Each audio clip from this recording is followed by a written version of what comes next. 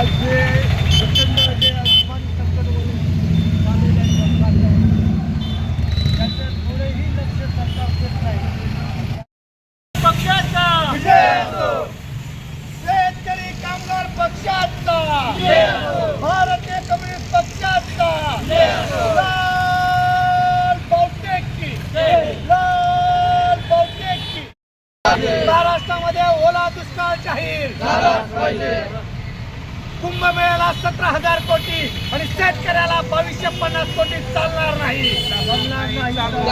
कुंभमेळ्याला 17,000 कोटी आणि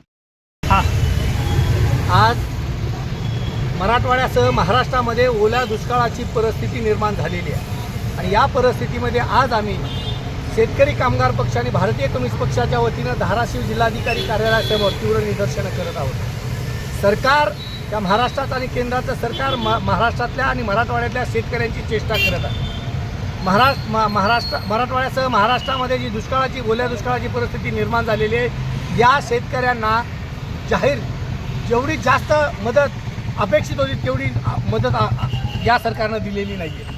2250 कोटी रुपये या सरकारनं जाहीर केलेला आहे आणि हे जाहीर करताना सरकार म्हणतंय की सरकारला पैशाची चेष्टा करता येत नाही, म्हणजे पैशाचं नाटक करता येत नाही.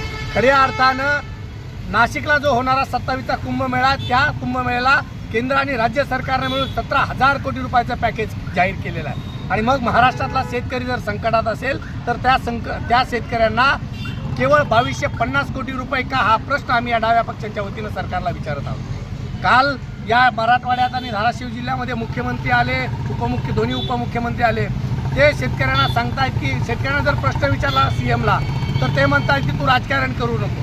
जर शेतकऱ्यांच्या हितासाठी जर आम्ही मोठ्या पॅकेजची जर मागणी करत असू आणि त्याला जर तुम्ही राजकारण म्हणत असाल तर हो, या महाराष्ट्रातला शेतकऱ्यांनी लाल बावटा शेतकरी कामगार पक्ष, भारतीय कम्युनिस्ट पक्ष, आम्ही शेतकऱ्यांच्या हिताचं राजकारण करतो.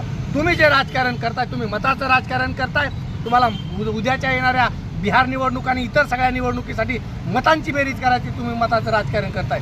आमचा प्रश्न या सरकारला आहे, जर कुंभमेळ्यासाठी जर तुम्ही 17,000 कोटी रुपये देत असाल तर या महाराष्ट्रातल्या शेतकऱ्यांसाठी तुम्ही 50,000 कोटी का जाहीर करू शकत नाहीत, हा प्रश्न आम्ही तुम्हाला करतोय. खऱ्या अर्थानं या धाराशिव जिल्ह्यामध्ये आणि मराठवाड्यामध्ये दुष्काळाची परिस्थिती असताना तुळजापूरचा नवरात्र महोत्सव 8 कोटी रुपयापेक्षा जास्त खर्च करून होतोय. डॉक्टर बाबासाहेब आंबेडकरातला विद्यापीठातला जो युवा महोत्सव आहे तो हजारो कोटी रुपये खर्च करून साजरा केला जातो.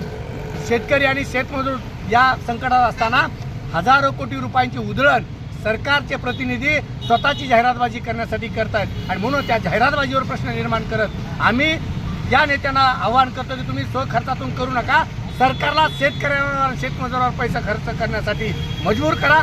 सरकारच्या तिजोरीमधून या शेतकऱ्यांवर पैसे खर्च झाले पाहिजे, त्यांना मदत जाहीर झाली पाहिजे. अनेक शाळा पुण्यात पुराच्या पाण्यामध्ये आहेत, त्या शाळांना नुकसान भरपाई, शाळा पुन्हा उभारणी करण्यासाठी शेतकरी पुढचे 5 वर्ष उभा राहणार नाही. पुढचे 5 वर्ष शेतकरी आणि शेतमजूर उभा राहण्यासाठी या महाराष्ट्रामध्ये 50,000 कोटी रुपयाचं किमान या ठिकाणी पॅकेज जाहीर करून शेतकऱ्यांना मदत केली पाहिजे, शेतकरी उभा केला पाहिजे असे आम्ही आवाहन करत आहोत.